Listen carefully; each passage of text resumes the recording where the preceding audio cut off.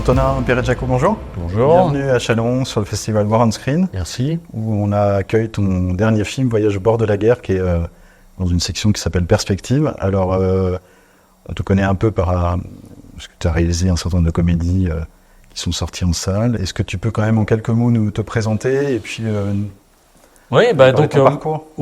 Effectivement, moi j'ai fait plutôt des comédies, enfin même quasiment que des comédies, de long métrage et de court métrage.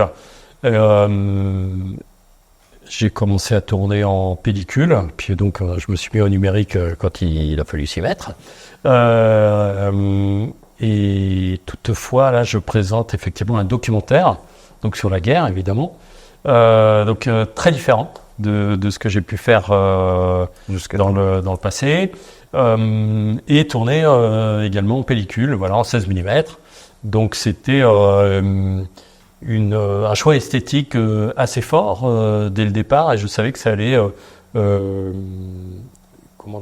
imprimer une certaine image, enfin ou une certaine esthétique, voilà, à tout le film, en choisissant d'aller tourner dans une zone de conflit, même si là c'est vraiment pas du tout dans les lignes de front, hein. C'est à l'arrière, justement. Le film s'appelle Voyage au bord de la guerre, puisque on n'est pas au centre de la guerre, mais au bord.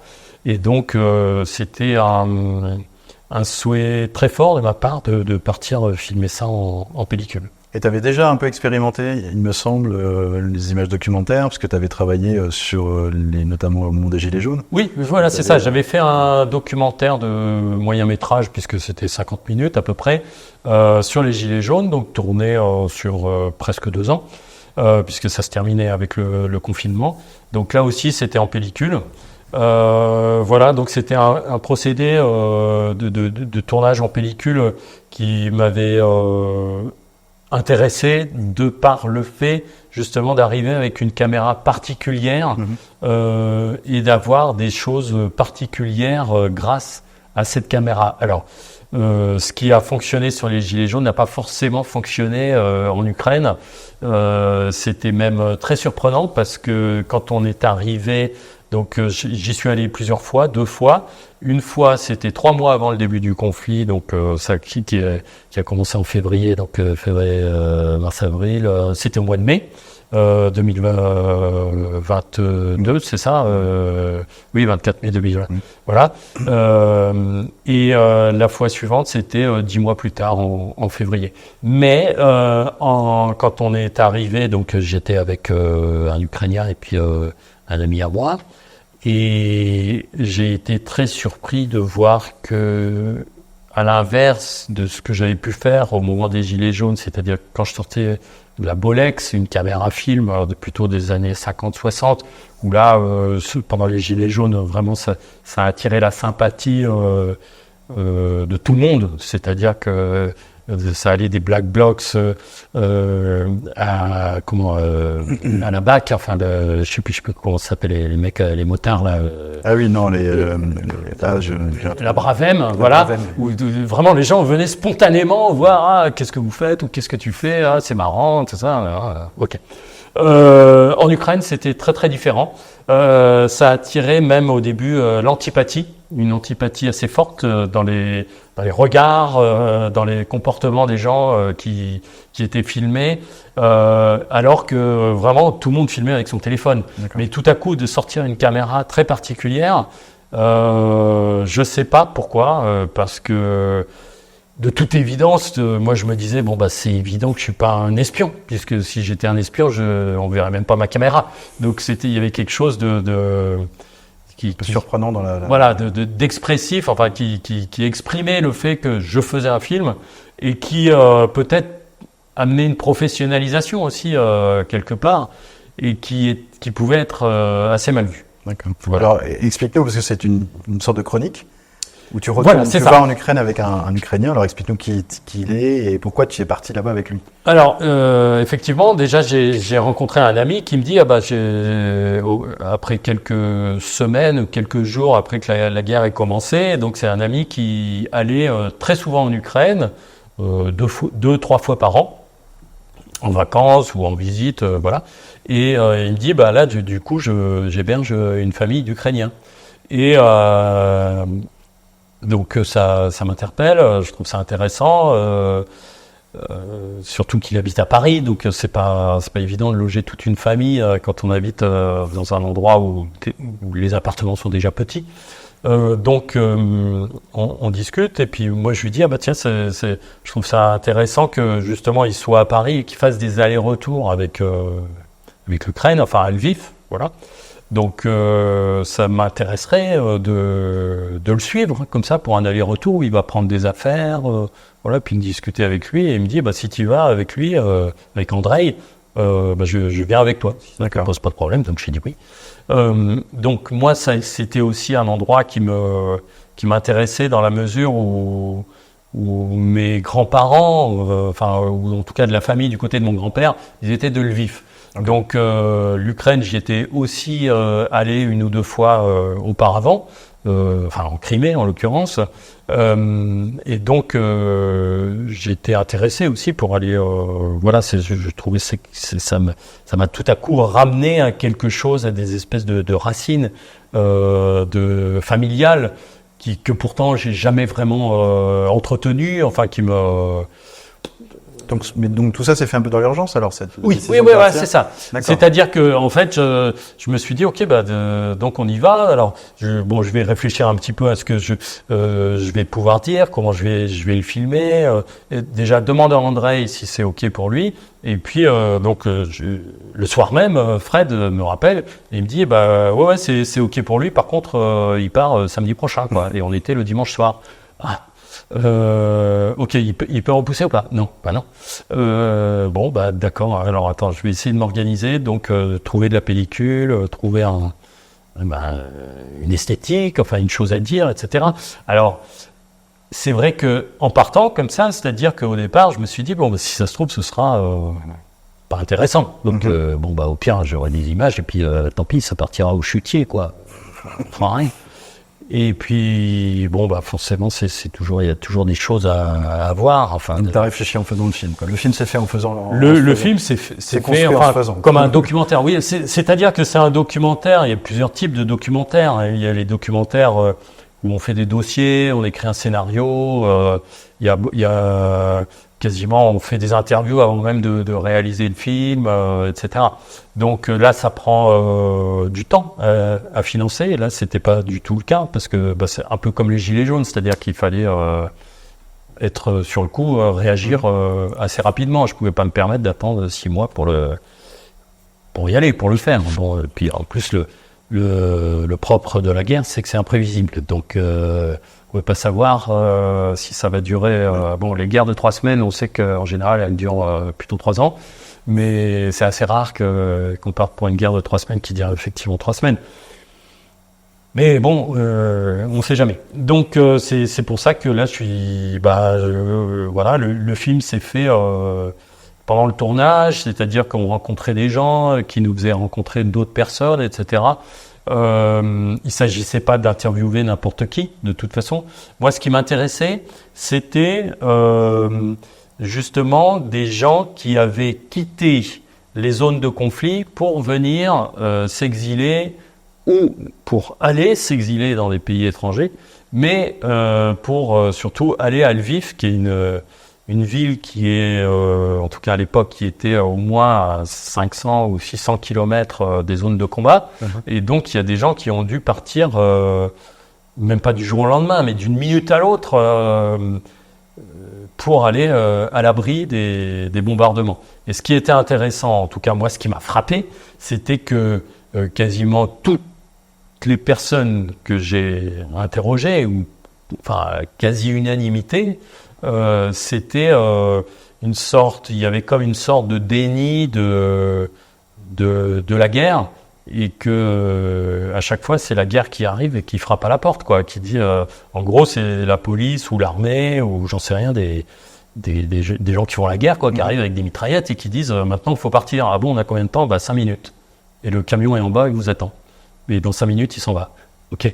Donc tout le monde évidemment est surpris, s'est fait surprendre par ça.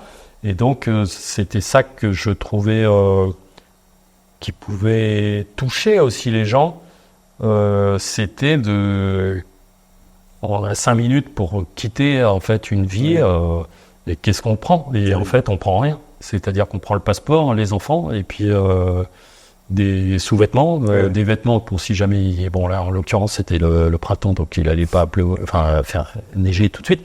Mais grosso modo, on prend rien, quoi. Donc j'ai rencontré par exemple un gars qui vendait des appareils photo. Bon, il a pris une valise de vêtements, puis une valise d'appareils photo parce que il savait qu'il pourrait les revendre en passant la frontière. L'urgence du départ, sans savoir quand est-ce qu'on va rentrer. Oui, c'est ça. C'était un peu ce que montrait aussi Pierre Feuille-Pistolet, je ne sais pas si tu te souviens de ça. Oui, exactement. C'est la même thématique. C'est tout à fait ça. J'ai 2 questions avant la première, c'est que tu avais une Bolex.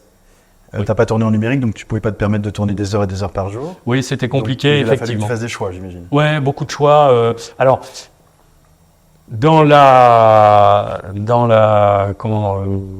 le pays, enfin dans la ville, ou voilà. Bon, là, c'est pas très compliqué. Il suffit de voir, oui, ça m'intéresse, ça m'intéresse pas.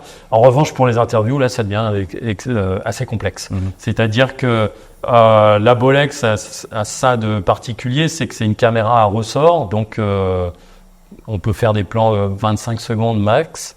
Et après, il faut la rembobiner. Oui. Et à l'intérieur, il y a des bobineaux, et c'est 3 minutes maxi.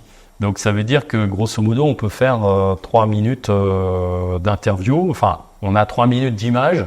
Mais moi, ce que j'avais donné comme instruction aux gens que je filmais, c'était de continuer à parler, même si je remontais ma caméra ou que je chargeais la caméra, parce que c'est assez complexe finalement de demander à des gens de raconter le conflit en juste la durée d'un plan de 20 secondes. Enfin, ou alors il faut vraiment faire plusieurs interviews pour que les gens répètent et condensent. Voilà. Donc ça c'était quelque chose d'assez complexe, et même avant de le faire, je pouvais douter aussi de la pertinence de filmer de cette manière-là, puisque la caméra aussi fait un bruit assez fort. Donc, quand je filmais les gens, ils savaient que je les filmais. Ils entendaient. Donc, quand ils parlent, ils pouvaient se dire aussi « Ah, là, ça devient intéressant ce que je dis parce que tout à coup, il a déclenché la caméra. » Donc, il fallait que je les briefe pour leur dire que ce sera sans incidence sur l'importance de ce qu'ils étaient en train de dire. Parce que moi, de toute façon, j'aurais des plans de coupe. C'est-à-dire qu'entre deux plans où ils parlent, où on les voit parler avec un son synchrone, je mettrai d'autres plans d'autres choses, quoi. Voilà.